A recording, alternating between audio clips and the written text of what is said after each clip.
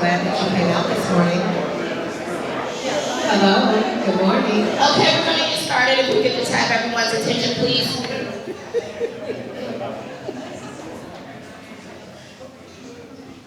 Thank you so much. I would like to first just say good morning and thank you for your attendance despite the nasty weather today. We really appreciate you all taking the time to be here.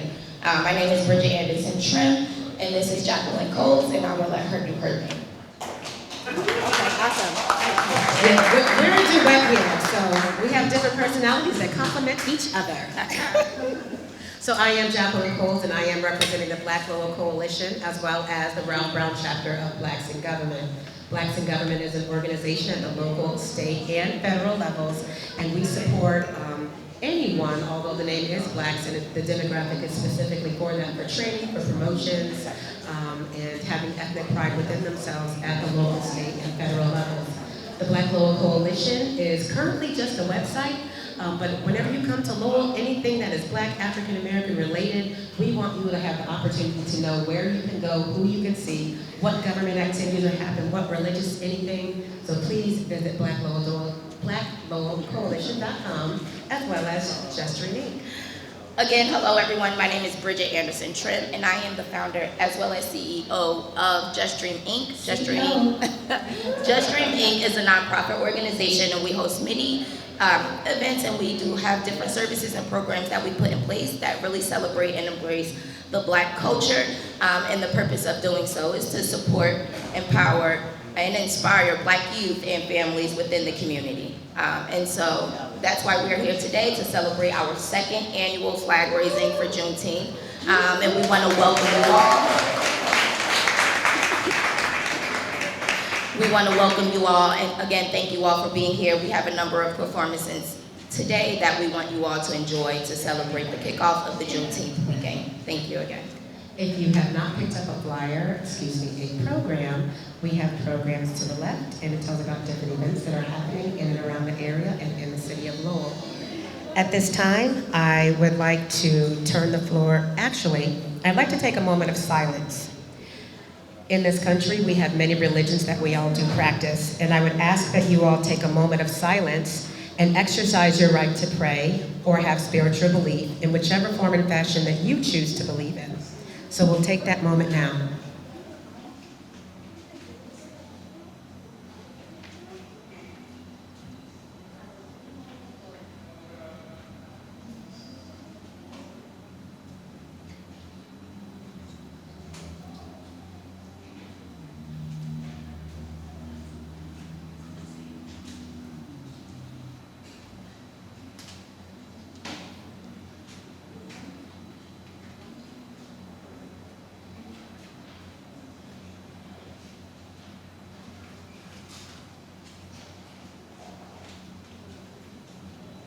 Okay, thank you very much.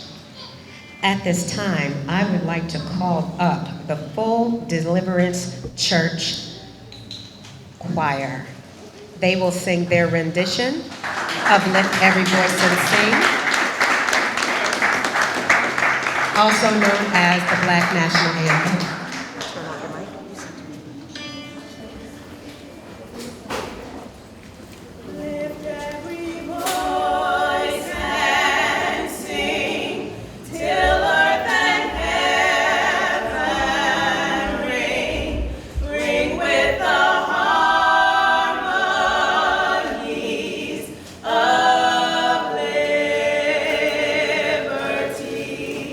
Let our rejoice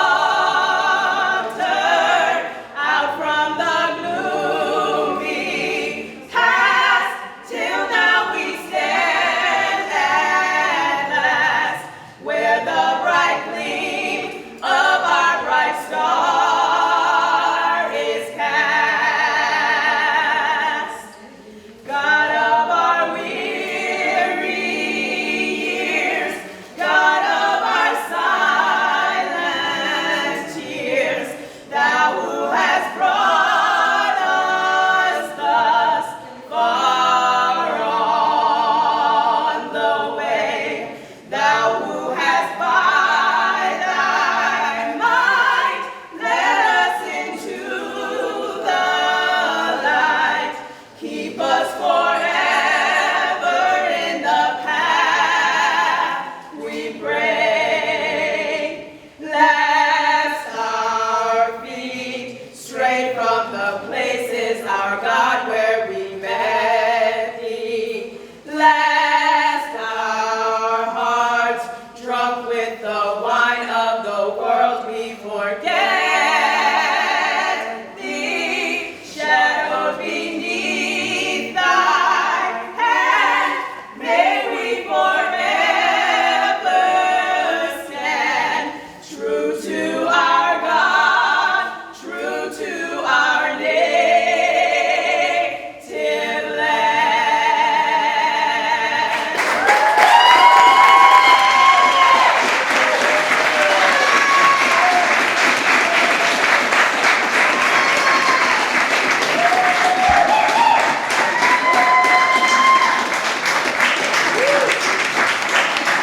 That is a huge thank you to Miss Graham, Miss Tess, and Miss Thomas of Full Deliverance Church.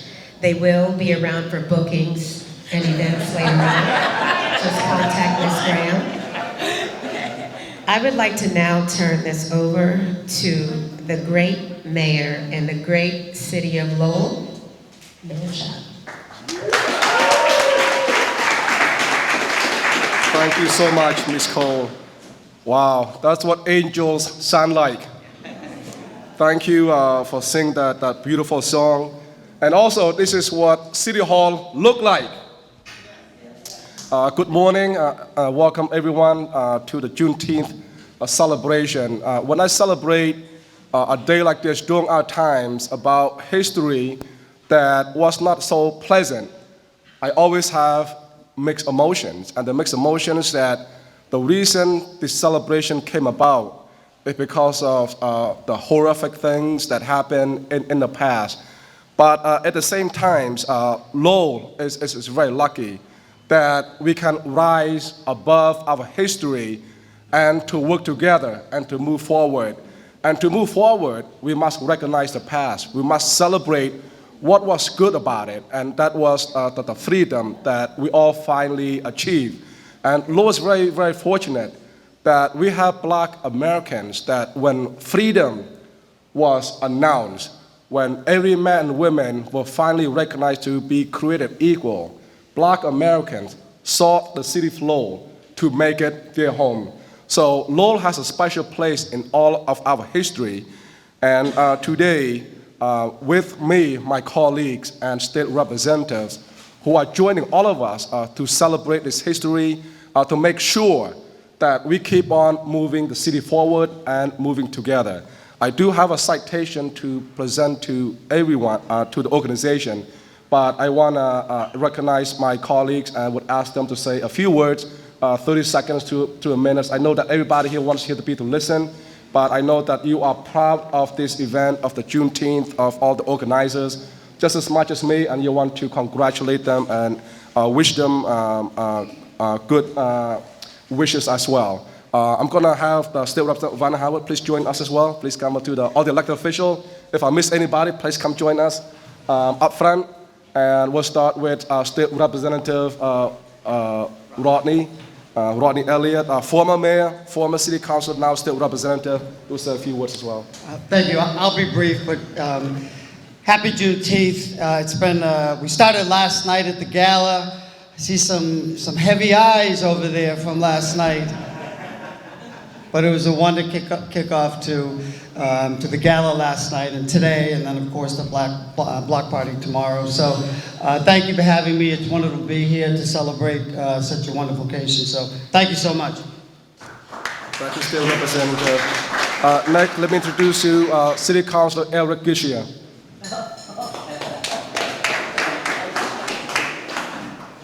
we tried to get them to start the other way, so Rita and them, and we could get, some good speeches for you. But, you think about today and you think about Juneteenth, and the reason why it's here is because Texas did what Texas does, and they pushed off for 2.5 years what the country already knew. And we look back at history and we see 160 years later, Texas becomes one of the ones who decides, okay, we're going to recognize Juneteenth because they recognize their issues. And as we look forward and we can never forget the past. It's here. And it's good to see all of you last night and also today. And I just want to recognize someone who's going to be the first black mayor. And we want to invite all of you also to the June 27th council meeting to actually represent Demaje Williams. Demaje,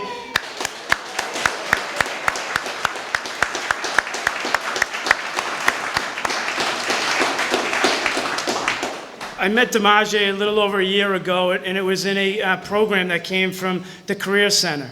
And Demaje is one of those kind, caring people who just will change your life with his smile, his enthusiasm to do things. And I think when you meet people and they have that impact on you, you give back. So we won a mayor for the day through the Salvation Army, and we wanted to give him the gift of being the first black mayor of the city of Elliott.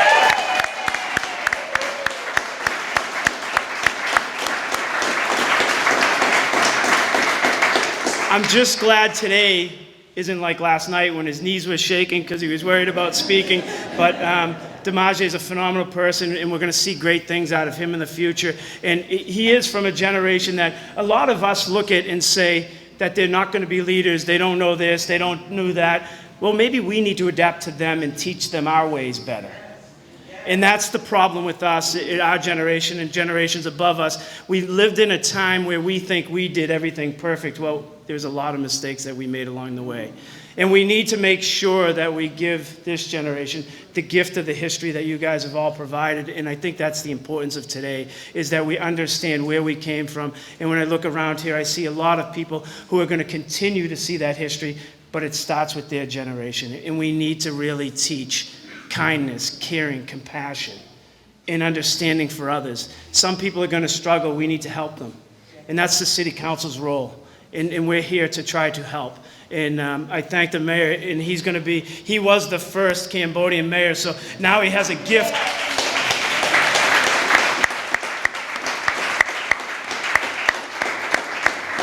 Now he has the gift of teaching the first black mayor how to do it. So Demaje, congratulations, and good luck, Mr. Mayor.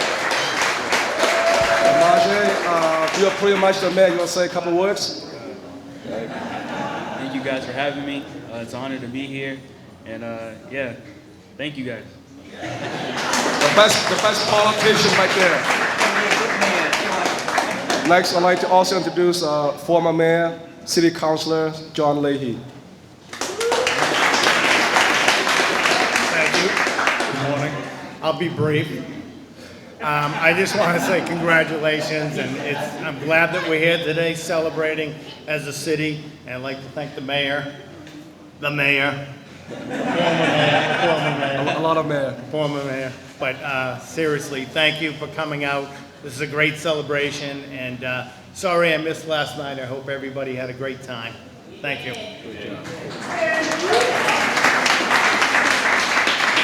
Next, I'd like to introduce our friend also, Councilor Dan Rook. Thank you, Mr. Mayor. I'll also be brief. I'm just honored to be invited here today to both remember and to celebrate what today really means. The speakers before me, Councilor Gitche did a great job to summarize things. And again, I'm just very, very honored every year to be able to come here and to both remember and to celebrate. So have a wonderful day, weekend, and thank you all. Have a great day. Next, it truly is my honor. He's not only a great friend, he's a great counselor, a great leader. He's he's all around genuine person. He's also the first African city councilor in the city of Lowell, and I think in the city of Lowell, right? Is it in Massachusetts also? Could be. But no matter what, he's the first in our hearts, in our minds. City Councilor Corey Robinson.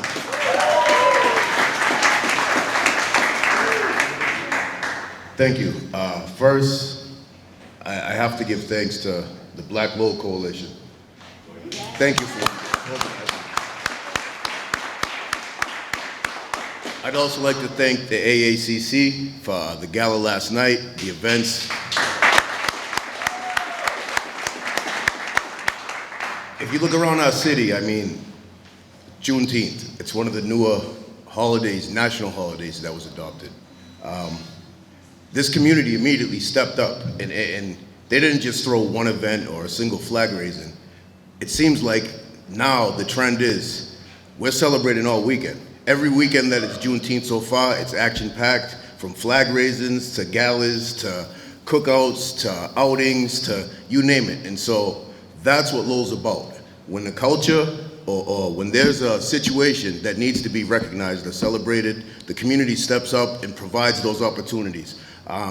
We have signage that was just installed. I believe it's 8 or 9 different signs commemorating important key pieces of history, kind of like my colleague touched on, to be able to help to teach the younger generation, understand what it is. So, and that was another huge part that many in the audience have played a vital role in. They were all installed the past week leading up to Juneteenth. So not only is the community stepping up, but we, as elected officials and the administration, is listening. Mosaic Lowell, another great community partner that's been working with many areas of the community. So Lowell's changed, and if you look around this room, you can see clearly, people care about celebrating other stories and histories. And I just say thank you all, and let's continue to do so. Thank you.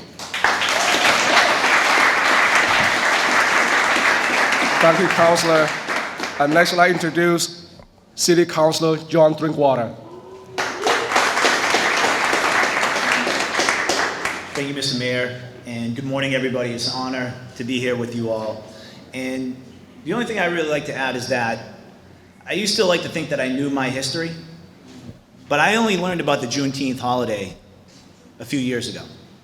And to now be here commemorating that holiday with all of you and have it recognized at both the state and the federal level just represents such growth and such important growth as a city and a state and as a nation. And I know we need to continue to grow and continue to learn our history. And we hope that we can do that through the placards that you'll see around the city to learn more about Black history in the city of Lowell, more about abolitionist history in the city of Lowell, and we'll continue moving and growing. So thank you very much. Thank you, councilors. Next, I'd like to introduce City Councilor Paul Ratayam. Thank you, Mr. Mayor.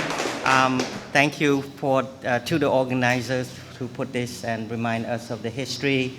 And we appreciate it from what you have done to pave the way to allow us to be here from all walks of life. And I try to learn about the history. I watched the movie recently called The Butler.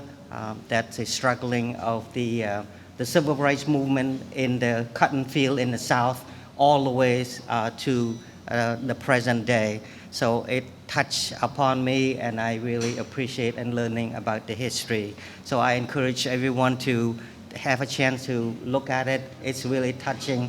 It touched me so much, and then and I'm happy to participate and honored to be part of this this event every year, and it's my second year, and I'm very proud to be part of it. Thank you so much. Thank you, Councilor. Next, I'd like to introduce former mayor as well, now City Councilor Rita Mercier. Thank you. Thank you very much. When I look out, I can see your faces. I can see your pride. God bless you. You deserve it. You had such a tremendous struggle.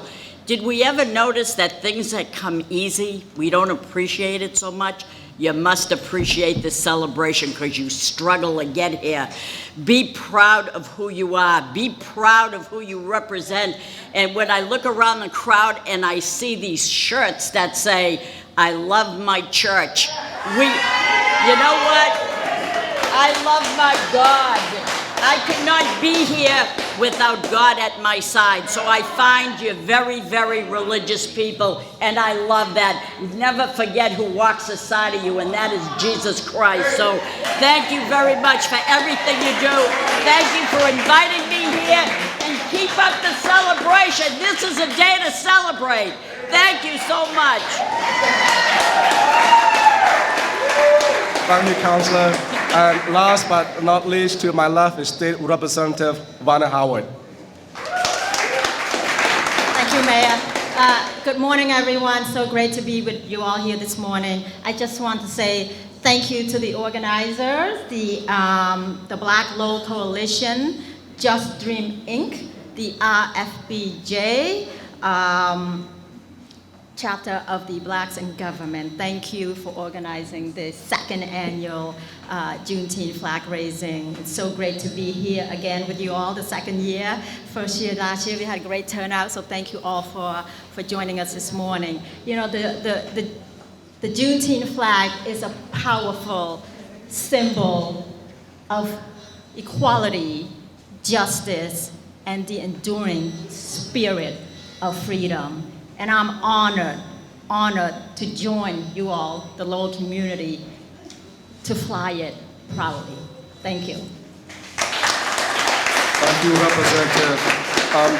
As you can see, all the elected officials up here, we work together and we work with you, and we are elected to work for you. And we work together very well. As you can hear all the speech, they help me here and there, and we help each other all the time. And it's because of you, that's why we are here. And we want to do a great job for you. And so you continue to make Lowell your home. The councilors I mentioned acknowledge a few people already. There's a few other people that I want to acknowledge as well. Joining us also is City Manager Tom Golden. He's in the back there. We are lucky to have the manager who served in the state representative for over 20 years and 28 years. And now he's a city manager, and he's been very supportive of all of us and of the entire city. And joining us also is Phil Sisson, president of Mercier Community College. And we have people from the national parks joining us as well. Michelle from at Senator Kennedy's office. We have Latifa from Lowell Public School.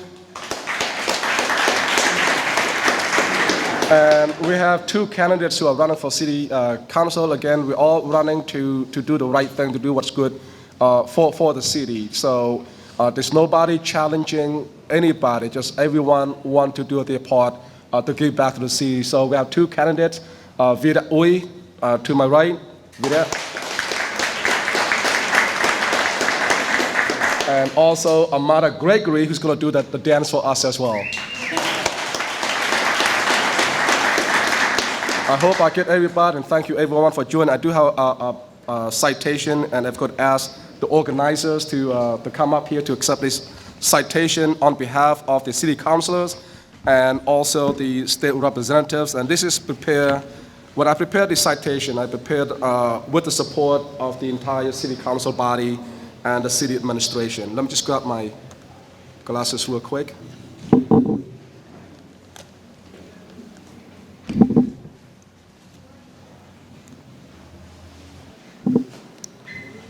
City of Lowell, Commonwealth of Massachusetts, by my honor, Secretary Chow, Mayor, a proclamation. Whereas General Gordon Granger would enforce the freedom of slaves in the South in Texas on June 19, 1865, finally and completely ending the enslavement of Black Americans and giving them freedom that was given by Abraham Lincoln's passing of the Emancipation Proclamation 2 years earlier. The day came known as Juneteenth, establishing new traditions of celebrating civil rights and inclusions across the United States. Juneteenth was formally declared a federal holiday on June 17, 2021. And whereas the City of Lowell, its residents, and its businesses are committed fully to celebrating and promoting diversity, inclusion, and equity for all historic cultures to be a valued part of our community, as well as a place of equality and acceptance for all.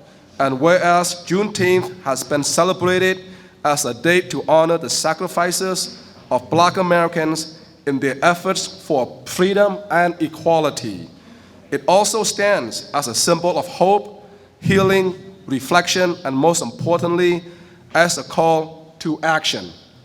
The city acknowledges that Black Americans have endured a long legacy of institutional injustice and racism. Working together, we move our city forward by taking united action against direct and indirect racial hate. Juneteenth is also a day of celebration, taking steps to ensure all our residents feel welcome and an equal part, not only at City Hall, but throughout our entire city. Signed by myself as the mayor and the entire city council. Thank you to all the organizers today for all you do for the city.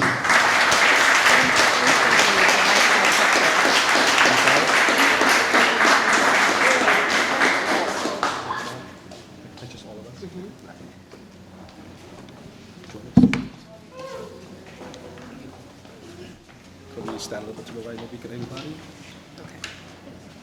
Put this somewhere.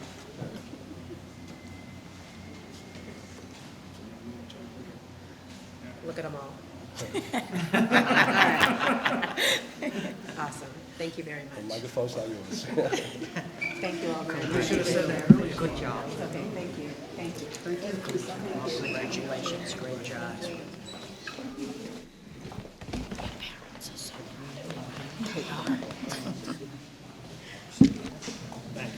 Thank you, Mayor. We appreciate it.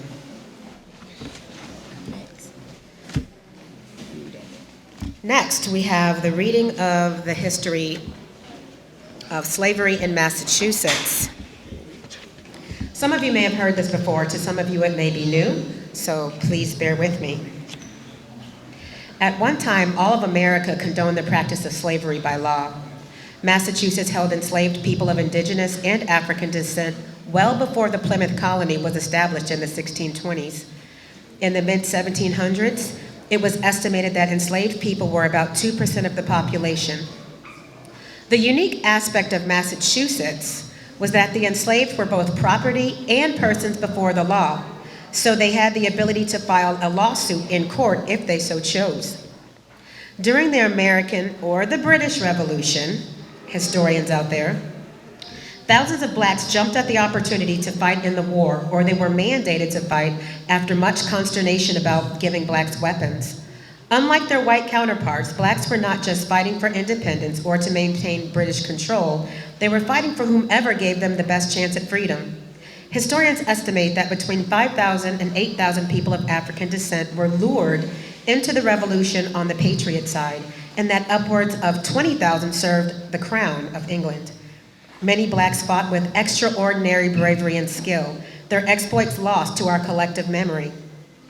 Freedom was eventually honored by England to the blacks after the war ended, and they annotated the names of the black fighters in the Book of Negroes, which is also a movie that you can rent or likely watch on a streaming app. They were transported to Nova Scotia. After the war ended, Massachusetts in particular did away with enforcing slavery by about 1783. Massachusetts never did outright abolish slavery. Massachusetts was contending with their conscience, contending that slavery was a violation of Christian principles and also a violation of the new Constitution of the Commonwealth.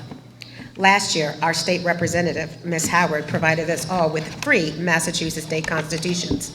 If you don't have your copy, please contact me or her and we will get you your copy. During the 1780s, in 3 related cases today, known as the Quock Walker cases, the Supreme Judicial Court applied the principle of judicial review. This is where the judicial branch has the authority to review the constitutionality of acts conducted by the legislative and/or executive branch of government, and they held that slavery was, quote, incompatible with the newly adopted state constitution in 1783. This did not have the effect of immediately freeing the enslaved in Massachusetts. Rather, it signaled to slave owners that their right to own slaves could no longer be legally protected. And without that surety, it was no longer profitable to maintain slaves. Those who owned the slaves then generally chose to replace those with some other arrangement, either indentured servitude for a fixed term, or they paid their formerly enslaved a wage. The Quock Walker case, we have a sign here, we'll mention that a bit later, was not widely publicized, but it made clear that the law would not defend the property rights of slave owners. Because the law depended on the enslaved persons to take action to gain their freedom, people without the knowledge or the means to act continued to be held as slaves in Massachusetts for years after the ruling. As a result of this, Massachusetts is the only state to have 0 slaves documented on the 1790 census. But this is a bit misleading. A large threat to former slaves and freemen living in Massachusetts was that posed by slave catchers, whose profession was to look for runaway slaves who had successfully fled from the South and sheltered in the North. Under American law at the time, slave catchers were able to confine and return those captured blacks into slavery in any jurisdiction that had ended slavery. This ongoing uncertainty provoked the abolition movement in the North because it meant that even blacks living in free states could never truly be free until slavery was definitely ended across all the United States. Lowell in particular, through the Mill Girls, as we know, in this city, were a particular abolitionist movement and group effecting the ending of slavery. Massachusetts became a leading center for abolitionism in early 1800s with individual activists such as William Lloyd Garrison and Frederick Douglass, as well as organizations like the Boston Vigilance Committee and the Lowell Anti-Slavery Society dedicated to advancing the cause. The political tensions caused the collision between abolitionism and pro-slavery forces in America, and that led directly to the American Civil War in 1861. President Abraham Lincoln issued the Emancipation Proclamation on January 1st, 1863, as the nation approached its 3rd year of bloody civil war. The proclamation declared that all persons held as slaves within the rebellious states are and henceforth shall be free. Despite this expansive wording, the Emancipation Proclamation was limited. It applied only to states that had ceded from the United States, leaving slavery untouched in loyal border states. After the war's end in 1865, the 13th Amendment to the United States Constitution was passed by Congress and ratified by Massachusetts, which then legally abolished slavery in the United States and in Massachusetts, and it ended an era and the threat of enslavement once and for all. This was the final date when slavery was formally outlawed in Massachusetts. After the end, racial segregation continued in Massachusetts as a de jure, or by right, legal requirement in various contexts until the mid-1900s. That was my parents' lifetime, and by extension, that's my lifetime. My parents are sitting here, Mr. Commodore Coles Jr. and Miss Angeline Coles.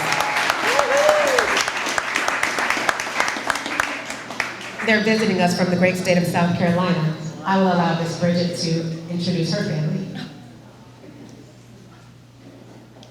Okay. In the front row here, I have my mom, Angela Anderson, and my son, who is not interested, Jordan. So, over to you. All right, thank you so much, Jacqueline, for reading the history of slavery in Massachusetts, and I'm going to continue with the history of Juneteenth. Juneteenth, Jubilee Day, a day often known by many names, is often referred to as the Second American Revolution. The Civil War began in 1861 between northern and southern states over slavery, yet more so over economic power. A year into the war, the United States Congress passed the Confiscation Act of 1862, which authorized Union troops to seize Confederate property, including enslaved people. The act also allowed the Union Army to recruit black soldiers. On Freedom's Eve, or the 31st of December in 1862, the first watch night services took place on that night. Enslaved and free African Americans gathered in churches and private homes all across the country, awaiting news that the Emancipation Proclamation had taken effect. Watch night is still an event that occurs in African American communities. President Lincoln affirmed the aims of the Confiscation Act of 1862 by issuing the final draft of the Emancipation Proclamation that was to go into effect on the 1st of January, 1863. The document declared that all persons held as slaves are and henceforth shall be free. At the stroke of midnight, January 1st, 1863, prayers were answered, as all enslaved people in the Confederate States were declared legally free.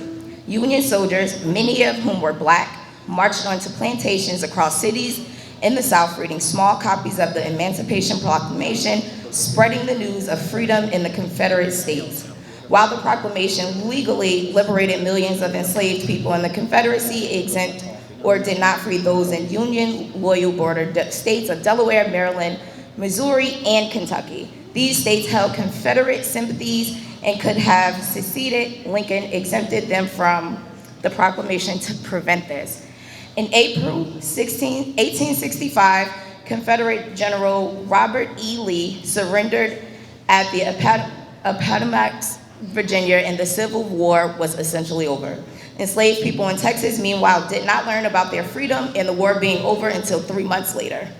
On June 19, 1865, the Union Army arrived in Galveston and issued the General Order No. 3 that secured the Union Army's authority over Texas.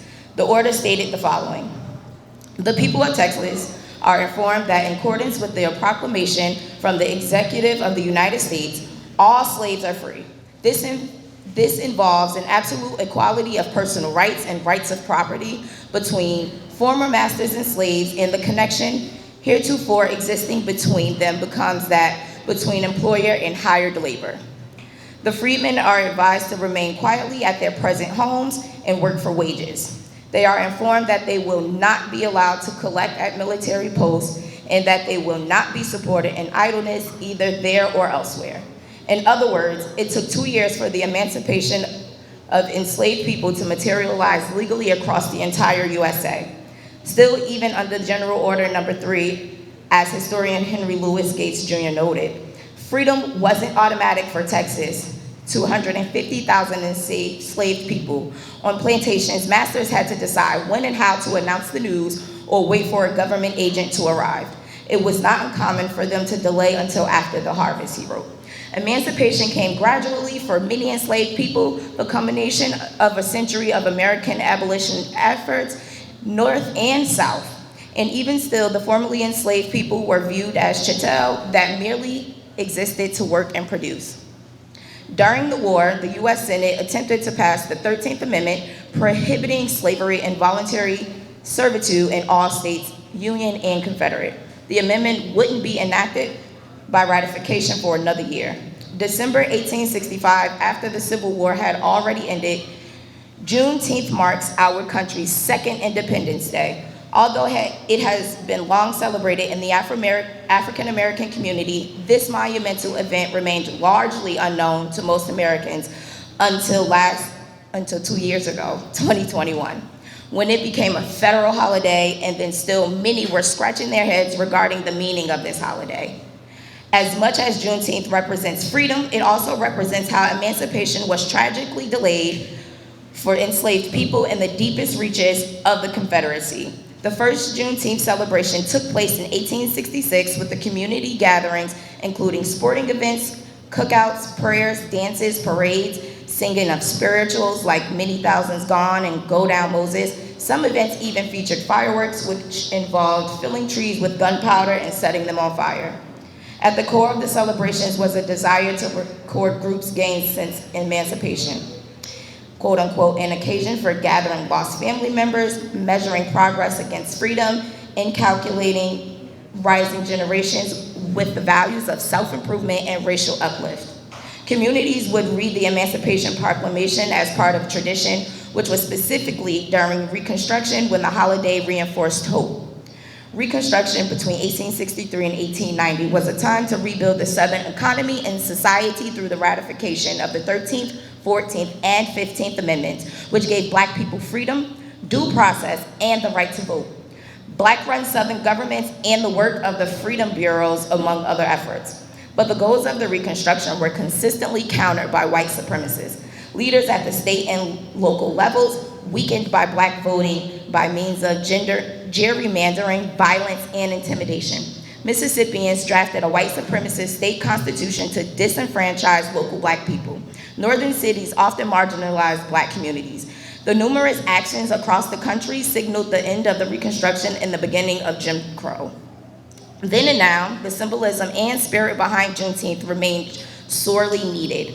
Obstacles to the public knowledge of Juneteenth include that it is not taught in schools, as well as as well as the pervasive idea that it was a Black thing, much like Kwanzaa.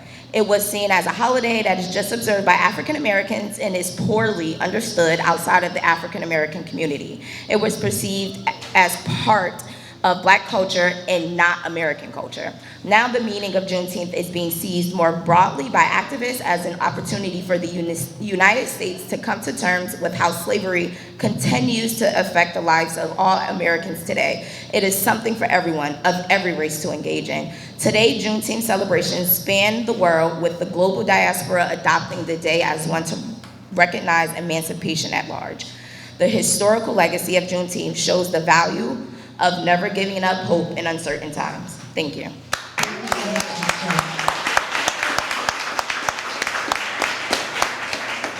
It's amazing between what I read and what Ms. Trim read. We all focus on the youth, but y'all just got educated again. And y'all are adults. We should never stop learning. Never just focus on the youth, because some of us adults require reiteration, we require renewal, and some of us don't know, period. So please, focus on all of us humans, not just the youth. Because it's not until, 25 where you're actually really counting, and you spend the rest of your life being an adult. We're the preponderance. I would like to next call up Miss Masada Jones, who will be reading a poem that she created herself. Thank you.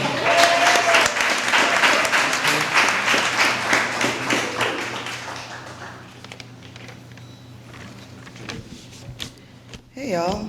Thank you to Bridget and Jacqueline for putting this together. It's so intentional, this program, and I'm grateful to be part of the program.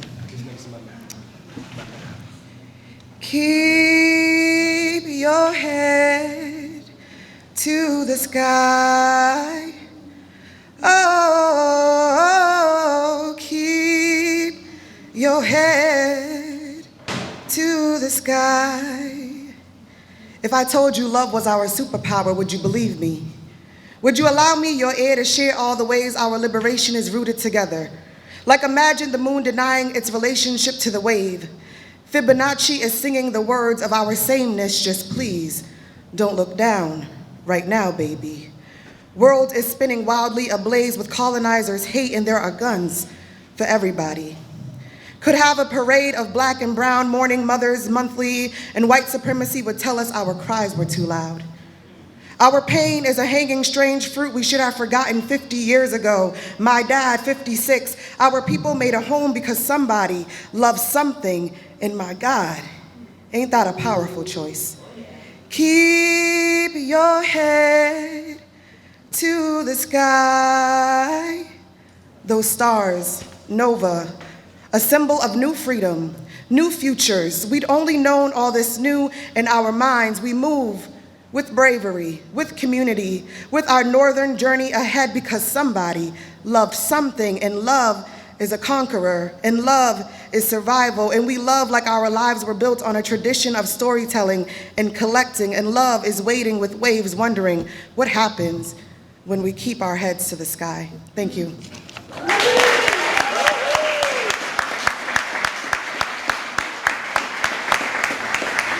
For those who don't know Ms. Jones, she too is taking bookings. She is well known around the city of Lowell. I was remiss, and I would like to recognize, I believe we have a United States Air Force veteran here. We also have a Llewellyn here, Mr. Ali. Dr. Ali. From Alabama. From Alabama.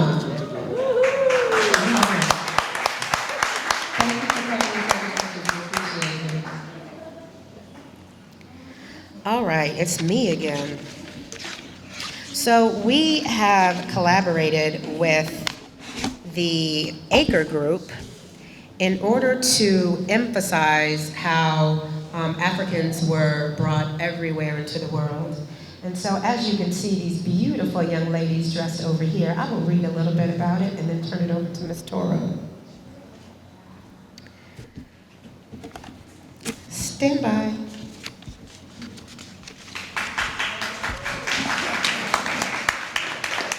Afro-Puerto Ricans are Puerto Ricans who are of Black African descent. The history of Puerto Ricans of African descent begins with 3 African men who accompanied the Spanish conquistadors in the invasion of the island.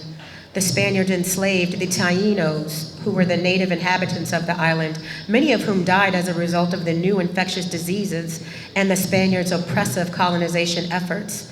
Spain's royal government needed laborers and began to rely on African slavery to staff their mining and fort building operations. The Crown authorized importing enslaved West Africans. As a result, the majority of the African peoples who entered Puerto Rico were the result of the Atlantic slave trade and came from many cultures and peoples of the African continent.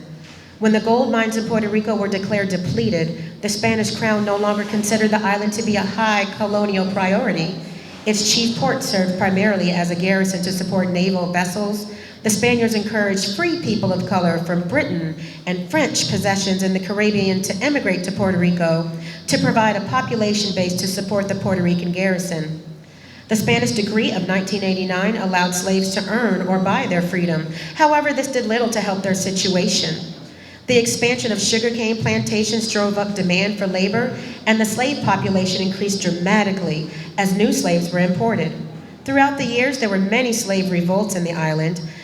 The enslaved, I keep saying slaves, the enslaved who were promised their freedom joined the 1868 uprising against the Spanish colonial rule in what is now known as their Freedom Day. On March 22, 1873, slavery was abolished in Puerto Rico. The contributions of ethnic Africans to the music, art, language, and heritage have been instrumental in Puerto Rican culture, and by extension, American culture. For those that do not realize, Puerto Rico is a part of America. I would like to now turn it over to Ms. Betsy Toro, who will tell you the history of Bomba, the dance of resistance, picked up again during Black Lives Matter. That's an awesome presentation. Thank you, Ms. Jackie. What an honor to be here this morning sharing with all of you. And for those who do not know me, my name is Betsy Toro St. Ange. I'm from Comunidad de Lobo, the Lobo community page that you can find on Facebook. And I love to always educate communities. And today we have a special presentation for you from the Acre Dance Group, and it's called Bomba. And I want to talk to you a little bit about the history of Bomba. So Bomba is an Afro-Puerto Rican folkloric dance that has been around for 400 years, created by the enslaved West Africans, which were brought to the island of Puerto Rico during the transatlantic slave trade. Bomba dance was used to release feelings of sadness, anger, and also to feel powerful and free. Bomba was also used to celebrate baptisms, marriages, to communicate, plan rebellions, and show resistance. This dance is African rooted, but there is indigenous instruments used like the maracas. This beautiful Bomba dance has roots that can be traced to the Ashanti people of Ghana. Did I say it right, Ghana?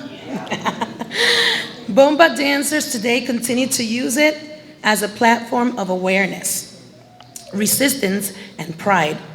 Bomba dances were performed during Black Lives Matters protests, organized in response to the death of George Floyd, Breonna Taylor, and Tani McDade, in the push for change and justice. Puerto Ricans mourned the death of these innocent Black Americans. A composer by the name of Maria Isa Dragon, Lady, wrote the song Como Duele, dedicated to George Floyd. Bomba is a powerful, unique way of expression for our Afro-Latinos and our African-American community. Us as Boricuas, we are proud of our African heritage.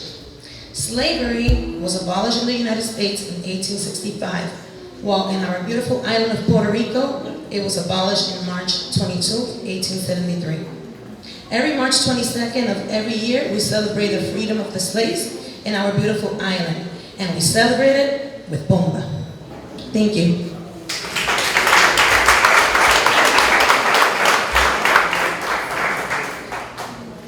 All right, thank you everyone. We are about to introduce our Bomba dancers. We're just gonna ask the two here move over to this side, and we'll take these chairs and we'll move them over to that side. We'll get the music going and everyone can dance along with these beautiful ladies and the bomba dance that they are about to do.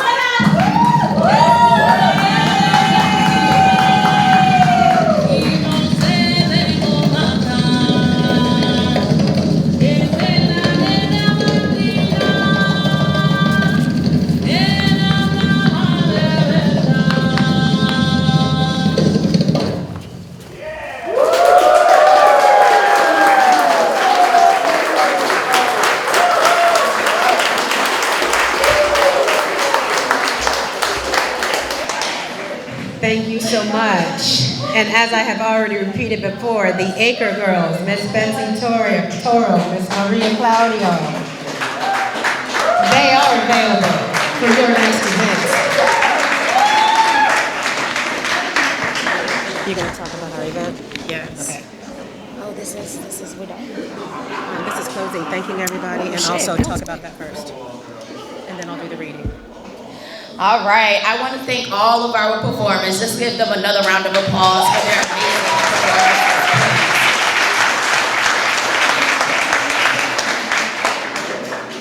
All right, so as you all know, we are also hosting our second annual Jubilee Day, Father's Day celebration, which will be located at Muldoon Park, which is 5 Billerica Street in Lowell. It is completely free. It is a family-friendly event. We will have games, food, music. So come out, enjoy us. Come take the kayak out if it doesn't rain. We have outdoor exhibits. Yes, we have so much for you to come experience, way more than we had last year. We can't wait to see all of your faces there.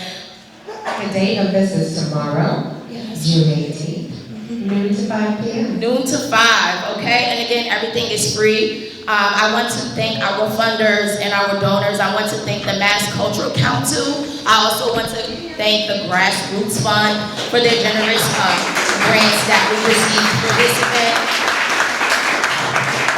I I also want to thank Walden Local Meat for their food donation, Hannaford of Drum Hill, and everyone else that has contributed to make these events what they are. Thank you so much.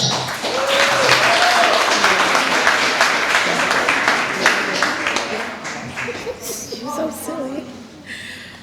I would like to just read to you the history of the Juneteenth flag. The white star in the center of the flag has a dual meaning. For one, it represents Texas.